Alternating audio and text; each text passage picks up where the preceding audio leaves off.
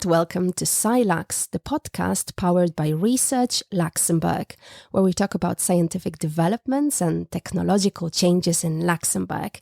And in today's second episode of the new season, where we are straight from RTL City Studios and cooperating with Research Luxembourg, we have, as usual, a special guest. This time it's Dr. Camille Perchoux. Let me tell you a little bit more about her. So she's a research associate in the Urban Development and Mobility Department at LISER, so Luxembourg Institute of Socio-Economic Research. She focuses on urban health and has recently received the ERC, European Research Council Starting Grant, for her project Fragment, which I am sure we are going to discuss today, among many other things. Camille, thank you for coming today. Thank you very much for inviting me, Hannah. Okay, so we go straight into the discussion. So I said urban health. What is urban health? You focus on that. What is it actually? I think urban health is trying to understand how the characteristics of cities where we live, where we travel on a daily basis, have an influence on our health, as well as our health behaviors, like how you travel. Do you travel by active transport mode or sedentary transport mode and motorized one? Do you eat healthy food or unhealthy food? Do you smoke? Do you have a lot of alcohol consumption or not?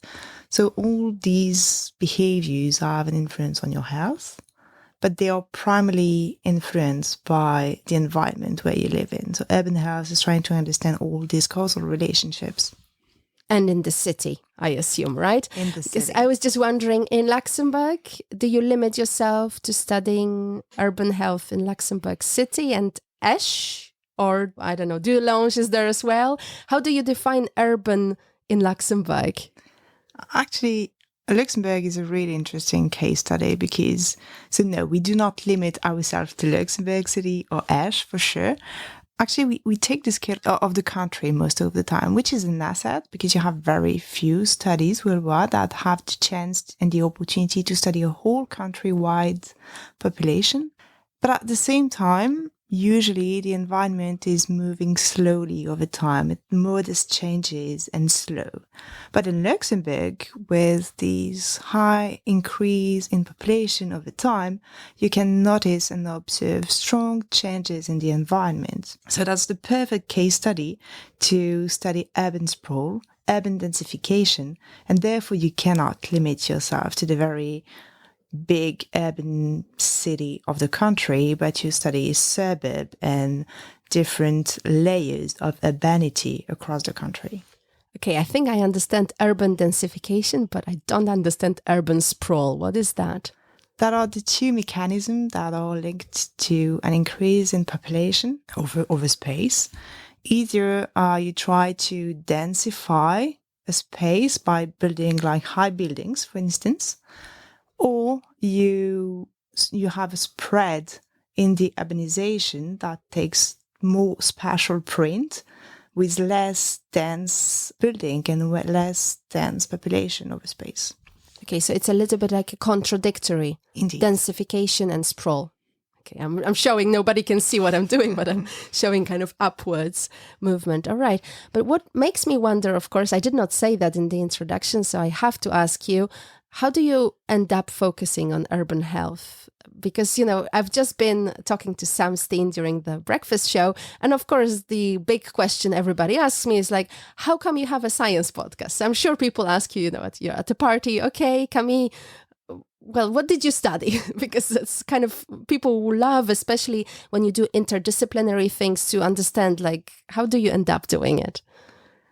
I basically do health geography, which is trying to understand how space, place, and the characteristics of this location have an influence on health behaviors and population health. So I ended up doing that I have a training in geography. And I did a master's study on geography of Malaya, for instance, trying to understand where are the vulnerable population, where are at-risk location.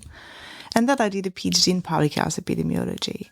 So it's basically the idea of mixing both fields and disciplines, either concepts as well as tools, to try to understand how the characteristic of where we live matters for our health.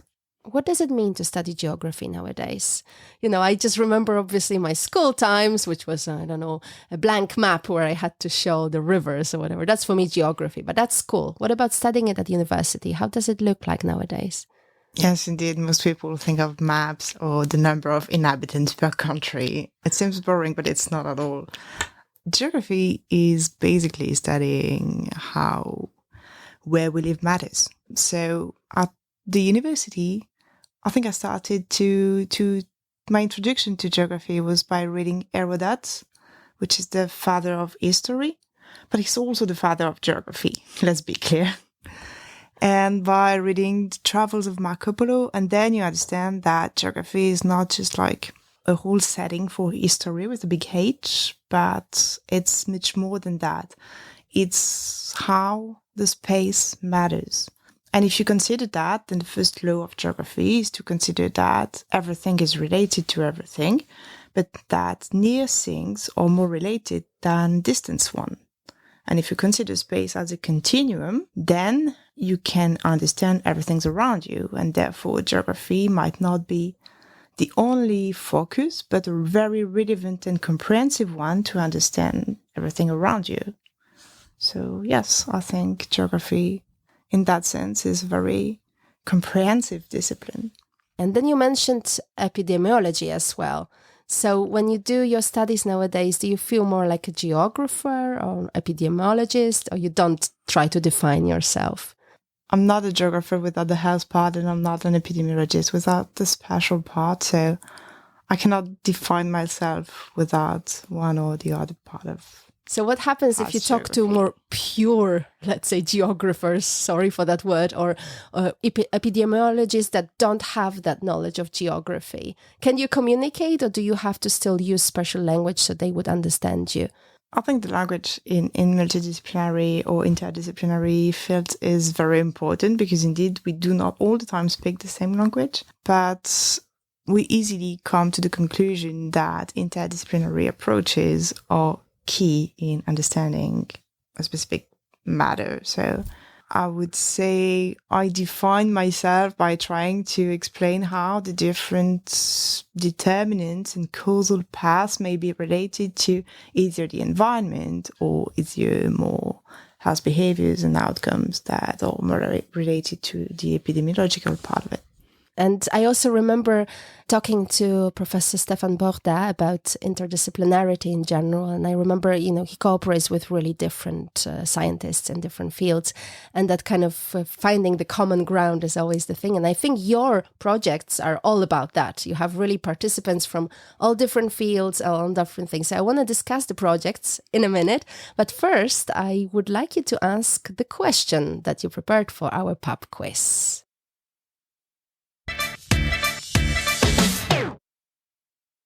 We know that mobility is good for our well-being and healthy aging. Mobility is good for our well-being because it's a source of physical activity, because it's a source of physical autonomy, because it will allow you to conduct your daily activity, to maintain your social contact. But actually, what matters for well-being? Is it the movement part, the fact that you can move from A to B and travel from one location to another? Or is it your mobility potential as an individual and your environment around you? It just made me think of, COVID times, of course, as usual, right? And the lack of potential in some way. So we will definitely reveal the answer to the question at the end of the podcast. And now we come back. I mentioned that two important projects I wanted to discuss with you. And we start with Method. That's how you'd say it. Method. What do you do with the name? Because there is a kind of a, special writing of it. So how do you pronounce it when you talk about it with your peers? It's Method, indeed. Okay, Method. It's metabolic in neighborhood. Mm-hmm. Okay, so what is it about? Method is a joint project between LIH, so the Luxembourg Institute of Health, and LISER, Luxembourg Institute of Socio-Economic Research, to study the effect of the environment on cardiometabolic health over time, and more in Luxembourg. And when I say over time, it's over almost a decade, between 2006 and 2017. The fact is that cardiometabolic disease is one of the most important leading cause of mortality, of hospitalization, and therefore it is a public health priority. And we know that you have individual factors that may influence your cardiometabolic health, but on the other side, we have noticed a strong increase in the occurrence of cardiometabolic disease over time. And this increase, we think, we have this hypothesis that this increase is related to changes in the environment. As I said, in Luxembourg, we had a strong increase of 25% of the population over this time period, which is huge. And this comes with strong changes in our motorized environment, in our food environment, in the opportunities we have around to perform some physical activity, but also in the type of job and occupation we will have, which will move toward more sedentary occupation. And therefore, this has an influence on our lifestyles. We tend to eat more unhealthy food. We tend to practice less physical activity, to be more sedentary, to have increase in tobacco or alcohol consumption, which all together are basically the breeding grounds for cardiometabolic disease and chronic disease. So what we do in this project is try to understand how changes in this environment in Luxembourg over this decade has an influence on changes in cardiometabolic health of the Luxembourg population.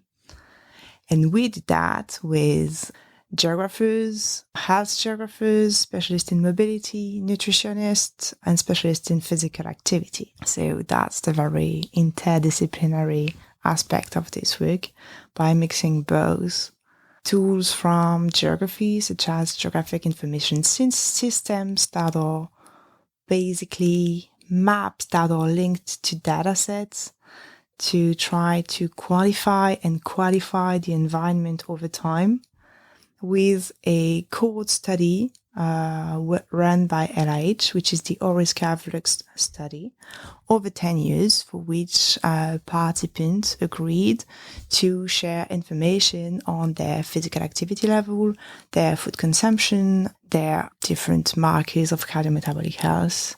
And so, yes, we basically mix both to understand the effect of the environment on cardiometabolic health. Okay, so now, of course, as usual, a lot of questions. And first question is cardiometabolic health. What do you mean with that? What kind of diseases are we talking about? And how would you define it yourself? So we focus on the metabolic syndrome mostly, which is basically a cluster of cardiometabolic risk factors like obesity, hypertension, diabetes, which are basically cardiometabolic outcomes.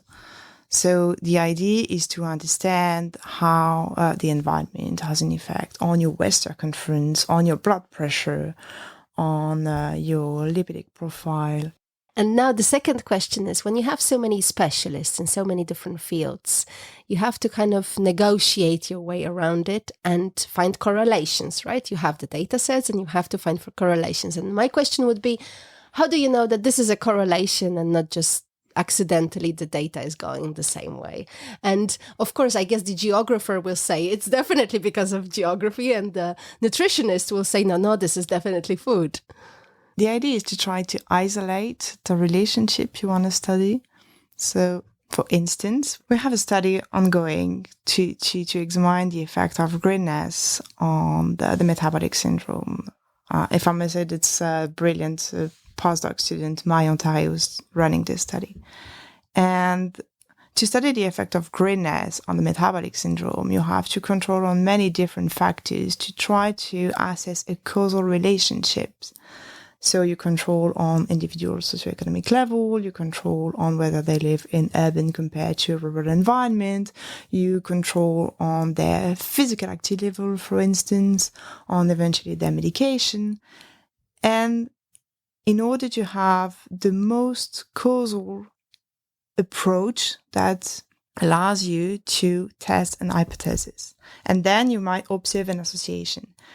There's a big step between observing an association and saying that's a causal relationship, but we in this very study, because we have a longitudinal design, because we can follow where participants live over 10 years, then we can say that we tend to more causal relationship than if we just look at those same participants, but once in time. You never know whether what you observe is caused by the environment or just because they moved yesterday in this very specific neighborhood, and that what you observe is just artifactual. So what you said about this particular study of the postdoc, you said greenness. That's the factor, greenness. So we're talking about what, trees and rural areas, or? That's the point of the study, indeed. We try to look at, so we use satellite images to measure a certain level of green, the green around you in your neighborhood. And on the other hand, we also measure the tree cover density. And the idea is to look at whether, is it more like the level of green around you that has a protective effect on developing the cardiometabolic syndrome over time, or is it the tree density around you that may have a protective effect on your cardiometabolic profile? And what we observed in this study is that the main effect is related to the tree cover density, and we do not observe an effect in this very specific study with the greenness level, but only with the tree cover density. So basically everybody should move next to forests. I'm sorry, I'm simplifying it. I can see you're not very excited about such a simplification. No, basically, tree matters compared to parks. What it means is that when we say we need to promote green environment, yes, we do. But we need to ask ourselves, in terms of intervention, in terms of public policy, what kind of green are we promoting? Are all the different types of green having the same effect on our health? Certainly not. So if we want to promote cardiometabolic health, then shall we have more parks with trees or more parks with physical activity equipment, for instance? That's the kind of question we can ask ourselves. And does it matter if it's a park, so human created, and a forest that's been there, we know, not forever, but longer? In this study, we're not looking at that. Mm-hmm. But in general, different types of facilities and opportunity are related to different practices. So a park might be more related to leisure physical activity, while some green around the street might be you might be more exposed to this greenness while traveling by bike or by walking to your workplace. So different types of facility and different types of green are related to different practices and they're to different influence on your health. Okay, I understand now. So it's not a question of how human made it is, but more about the utility of the greenness. Indeed. And coming back to Medhood, so we're talking about a project that lasts 2-3 years or so, right? And your next year you are going to finish, is that right? November next year. Okay. So where are you right now? What is the next step? Because of course you can't reveal the results yet. That's going to happen in a second next year. But at which stage are you of the project? So we've been spending the first year trying to face different challenges. It's always like that. But actually trying to quantify the environment over 10 years and the changes in this environment is quite challenging because you need to cross different data sources and then to create your own variables of how, for instance, the number of fast food increased over 10 years, how the walkability of the environment changed over 10 years. So we did that. Sorry, walkability, you said? What is walkability? Walkability is a potential for walking which is embedded in a neighborhood. Mm-hmm. So if there are holes, it's not walkable anymore? No, sorry. We do not measure holes in the street. Okay, it's just the fact that you can pass from point A to point B. It's the fact that you can walk from point A to point B, which is an index gathering different measures like the street connectivity, like the mixity of the land use. We used to say that the more mixed, the more walkable, because you will have more opportunity to conduct different activities. So you have different indicators quantifying a potential for a neighborhood to be walkable compared to using your car, for instance. So yes, that's exactly the kind of measure we compute at the scale of the country. And we try to reproduce comparable measure over time to quantify these changes. So we did that during the first year. And now we are running different studies on the impact of greenness on the cardiometabolic health, the impact of walkability and motorized environment on also the metabolic syndrome. We have another student who's looking at the effect of green and different type of green on physical activity. And soon we will move on the more food patterns and diet topic, trying to understand how changes in the food landscape in Luxembourg over 10 years hasn't had an effect or not on Luxembourg population diet. So you're very lucky that you can do it in 10 years, right? A scope, as you said. I mean, it's good that the ORISCAF studies have been done because they definitely are a great source of knowledge. But I was wondering about the data and its correctness, of course, because, nowadays I know that also in your studies you're using maybe more technology to check what people really do. But how do you measure, for example, the food intake and what people eat? It's just what they write. Isn't that a problem? We have questionnaires, indeed. Of course, you might have bias. The idea for us is, before running correlation, to clean our data, to look at them carefully and to try to understand whether if we have outliers, it might be because they have different patterns or different habits than the general population, or what we observed might be linked to some incomplete or false information or overestimation, because here we are relying on individuals' perception of themselves, which might not always be correct. But for specific behaviors like physical activity, we also have in the ORISCAF study accelerometer data. So participants were accelerometer at the hip for 24 hours. And that gives you what kind of data? So it gives you an objective measure of the participant's energy expenditure. And so you're able to classify their levels of physical activity in terms of light, moderate to vigorous physical activity, for instance, at the scale of the day, repeated during 7 days. Just reminded me as well, I know that one of the studies not related to this project is that you looked at social media and health data from social media. So is that also sometimes used for different studies? People gather that type of data too from social media, what others say they do, measure or not? Yes, indeed. You have very different sources of data. Here, you are more like relying on self-reported data from social media, which are big data, who have also other strengths and other types of biases, because you can ask yourself who's actually on the social media. Are they representative of the general population? Who's missing? Do we capture all the adults in social medias? Maybe a bit less. You can also ask yourself which social class of the population are represented in the social medias. And then now you have the complexity of having very different social medias targeting very different age class and types of population. So that's complex. But the overall idea for us is always to have the most representative population compared to the general population of Luxembourg if you're studying Luxembourg. So we apply different approaches to match our target population and the population for which we have data collected in our study.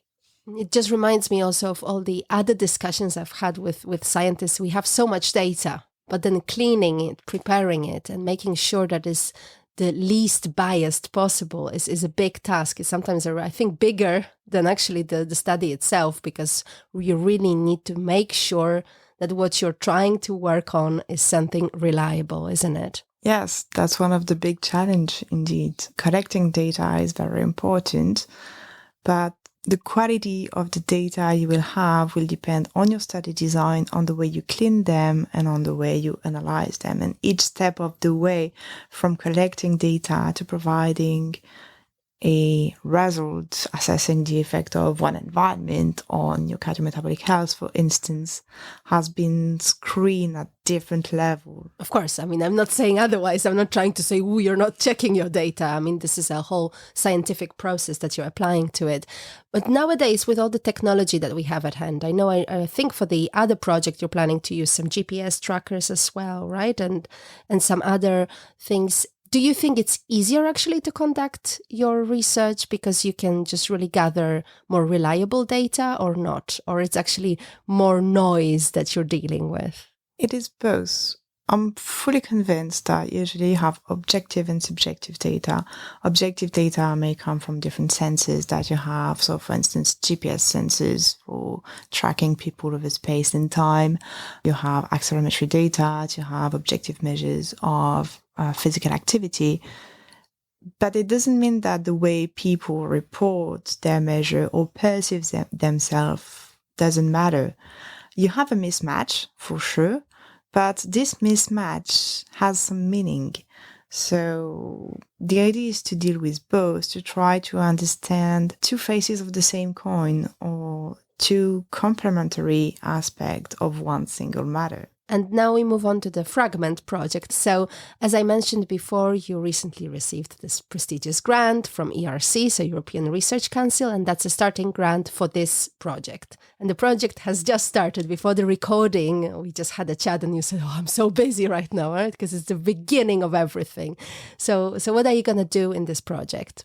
So Fragment is a project studying the effect of geographic life environment and daily activities on stress, and more specifically on momentary, daily, and chronic stress. So the idea is to say that according to the stress restorative theory, greener environments have a more restorative effect on your stress level than more urban and dense environments.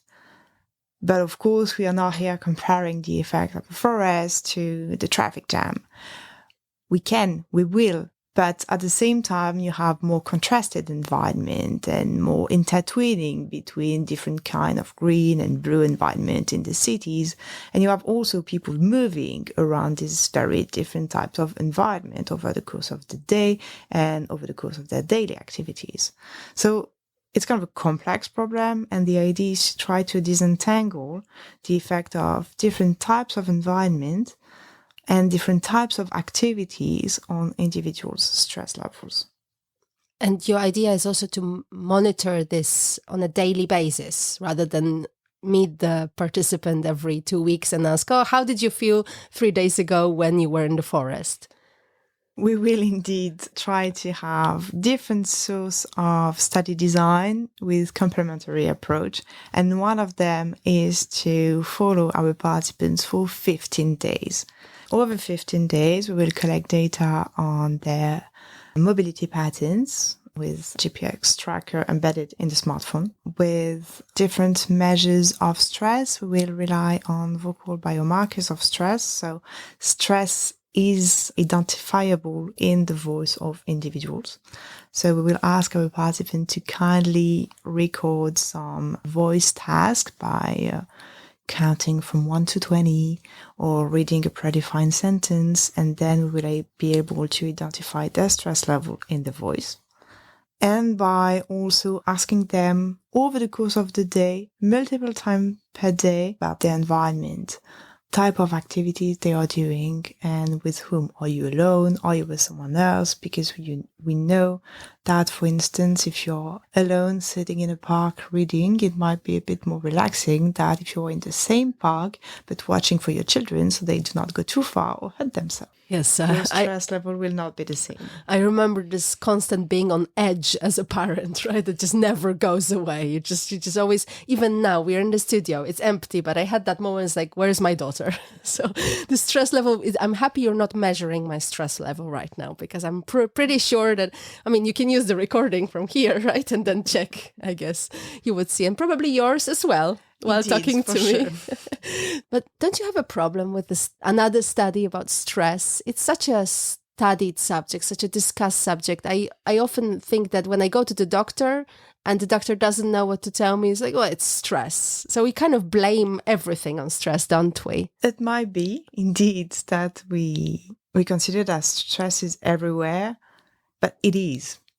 Everybody's stressed on an everyday basis, but here in this study, we do not focus on occupational stress or financial stress. It doesn't mean that we will not ask questions about that, because we need to know whether you're stressed because of your job to be able to control for it and say, okay, your stress level is partly related to your job, but it's also partly related to your environment. And here we will mostly focus on the environmental stressors, or the stress related and explained by the environment you live in and travel in. That's a very challenging task to kind of separate those two. That's the only way actually to try to isolate and control on different factors to be able to say stress is related to your neighborhood environment. And part of it is related to other factors, or for instance, for COVID also, we know that COVID had an influence on individual stress level. So we'll be able to ask our participants whether the stress level experienced during COVID lasts over time, because we need to indeed disentangle the different sources of stress to be able to isolate the effect of the environment. And how do you do that practically? Does it mean that you will want to measure the stress levels not during working hours, or just like, how do you, just for a layman perspective? Because as I said, my understanding is that it's going to accumulate somehow. You will not be able okay, you can say, all right, this person is now in the middle of the city, there is a traffic jam and they're going to work, okay? Again, I'm doing the extreme, but just as an idea. And then, okay, probably the traffic jam is here and the work is there, but how do you separate that? So the idea is to distinguish between momentary stress, so you're stressed right now, daily stress, which is basically the variation of stress between days, and chronic stress, which is a more somehow pathologic level of stress over time. So we would ask our participants multiple times per day how stressed they are at a very specific moment. And the idea for us is to measure the duration of exposure to certain environments. Is it the same thing if you're exposed 5 minutes to a park or 2 hours? But also the sequences of exposure. Is it the same thing if instead of being exposed to a traffic jam and then to your work and then to a park, or if you're exposed to the park first and then to your work and in the end to the traffic jam? And finally, we will look at the different timing and frequency of exposure. Is it the same thing for your stress level if you're exposed to the park at 8 a.m. or 8 p.m.? So one big aspect of this project is indeed to assess the temporal dimension of exposure to our environment on our stress levels. And when will we know the answer to that? This is a long-term project, isn't it? We are not going to talk about it next year. No. It's a 5-year project. So we need a bit of time indeed to prepare our study design, to collect the data, to clean them, and then to run our correlations. So will you be looking for participants in Luxembourg at a certain moment? We will launch a call for volunteers. So be prepared. If you want your stress to be studied, if you want to contribute, yes, we will indeed look for volunteers. So when you said 15 days of tracking, that does not mean having your own small researcher going everywhere, right? It's just using technology to track the person. Yes, indeed. It will be all smartphone based. Okay, because I just remember, imagine opening the fridge and there you are. This is not how it's done, hopefully. And then I also wondered about stress itself. Can we say that, the level of environmental stress is comparable to the level of work stress, in the sense like the effects of the stress? Can we say we're talking about different types of stress, or it doesn't matter? What matters is the level of the stress. Do you know what I mean? I know what you mean. I'm not sure how the environmental level of stress compared to the work level of stress. We also know that there are some strong social gradients in that, and you have different also coping mechanisms to face your occupational stress or your financial stress or your environmental stress. So indeed, strengths accumulate at the end of the day, but yeah, I'm not sure how to. Yeah, no, it's just, I was just wondering because, we tend to focus more on, occupational stress, right? You have a problem at work, you need to deal with it, you should not be so stressed, right? I've never talked with anyone about how stressful it is for me to be in a traffic jam, for example, right?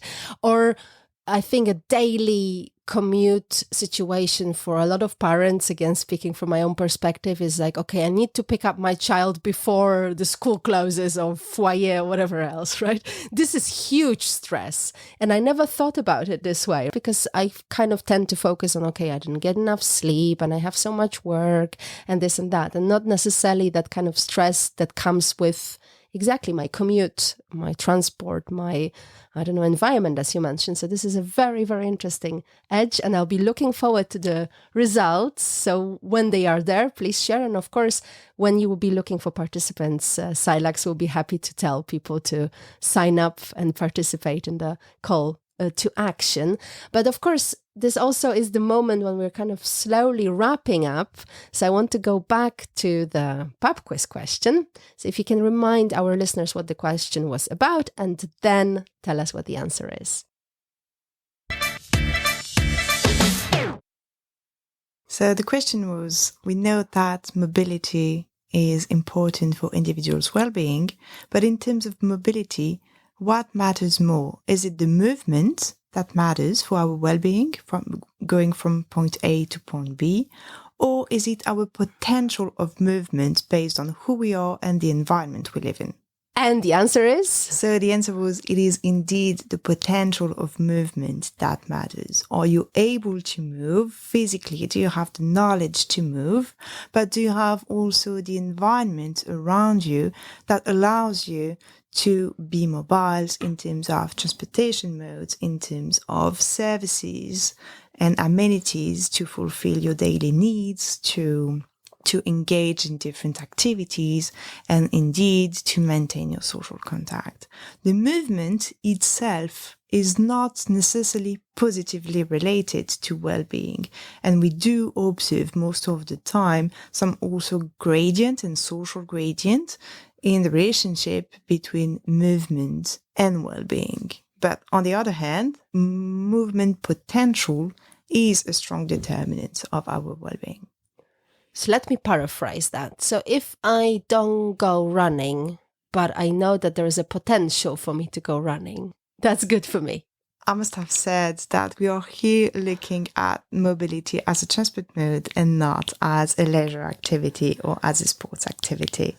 So it is more like the fact that you know that you can fulfill your needs on a daily basis that is related to your well-being, compared to the fact that you will actually travel for 1 hour to fulfill your needs. And it's also related to the recent confinement that we had. So this lack of ability to move, knowing that you have to stay somewhere, that was probably influencing also our well-being. It was even more important since we were all bounded in our own neighborhood, then the characteristics of our neighborhood were even more influencing our ability to adapt or maintain some health behaviors like physical activity. Because you can imagine that if your neighborhood does not provide you enough opportunity to do some physical activity, you can eventually travel to other neighborhoods to find the resources you need. But in the COVID time, yes, indeed, the fact that we were bounded in this neighborhood gave even more importance to our residential environment. But also made us discover some places around us that normally, I saw so many people walking in the forest next to where I live, where before I would see nobody, basically. So I had this feeling that there was this massive movement of people. Okay, well, we are here, so we might as well finally see what is just behind that street. which is, I think, good.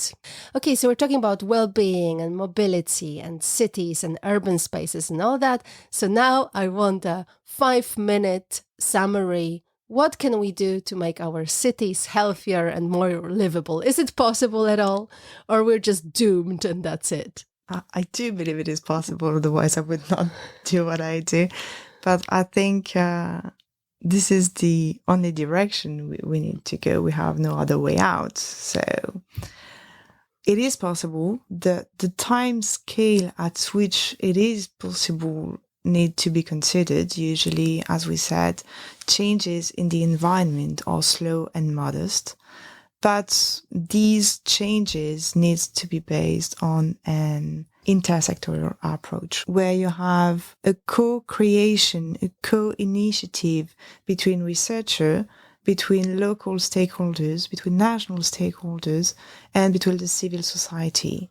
So we are going more and more from this interdisciplinary approach we've been talking about to this intersectoral approach, which is key in designing such healthy or sustainable cities. And more, actually, we are engaging in participative approach in order to have not only top-down approaches of what should be healthy in a city, but also some bottom-up approach with insight from individuals' perception, because indeed perception also matter of what is, according to them, enabling or constraining their adoption of health behaviors or their health status.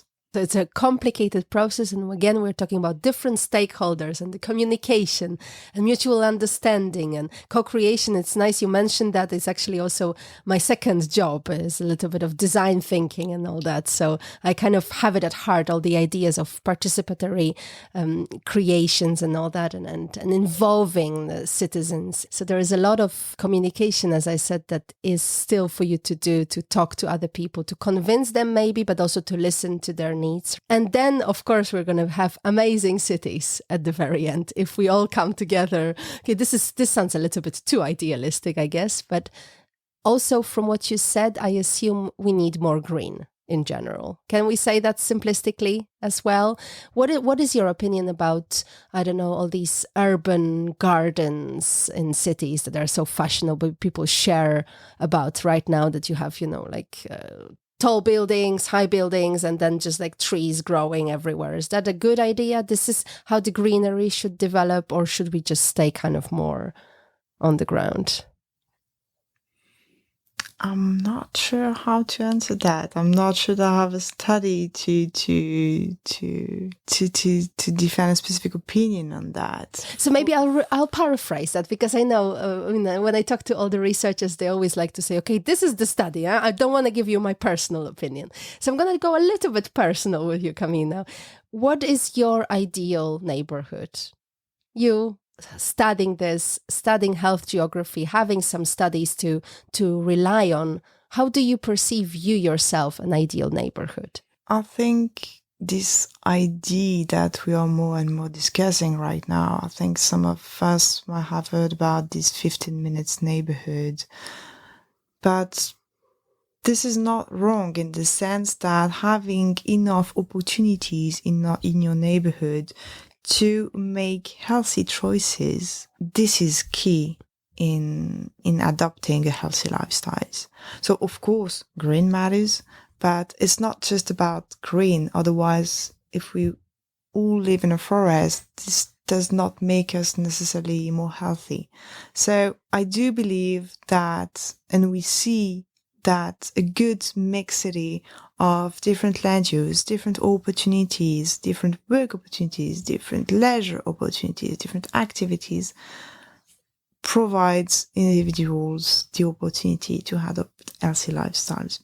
However, what we do see also is that we have some strong social gradients, and that all these healthy opportunity and healthy resources that we are talking about are not evenly spread over space, and this is the whole point of looking at how some population might accumulate some more advantages and how those healthier resources are clustered in advantaged neighborhoods. And so how in the opposite, you have less privileged population facing less access to these healthier resources. So I think before talking about an ideal neighborhood, we need to question ourselves of what would be a populational approach that promotes health in general, but where are these more vulnerable neighborhoods to also adopt some more targeted approach by increasing the level of healthy resources in this specific less advantaged place and population. This is a great participatory approach to all this, right? Let's not think about us, think about everyone and include that and talk about the vulnerable parts as well and the opportunities and the needs and all that. And with that, we can perfectly finish the podcast. I'm just going to also mention that as usual, there's going to be show notes. And in the show notes, I'm going to share some of the things we discussed in case you want to check exactly what was discussed. But anyway, once again, Dr. Camille Perchoux, thank you very much for coming today. Thank you very much for having me. And this is it for today. Thank you very much for listening. This was the second episode of the third season of our podcast, straight from RTL City Studios and powered by Research Luxembourg. And as usual, don't forget to subscribe, to follow us, to contact us, suggest guests, comment, tell us what you think, and hopefully you enjoyed it as much as I did. This was SciLux, and my name is Hanna Siemaszko.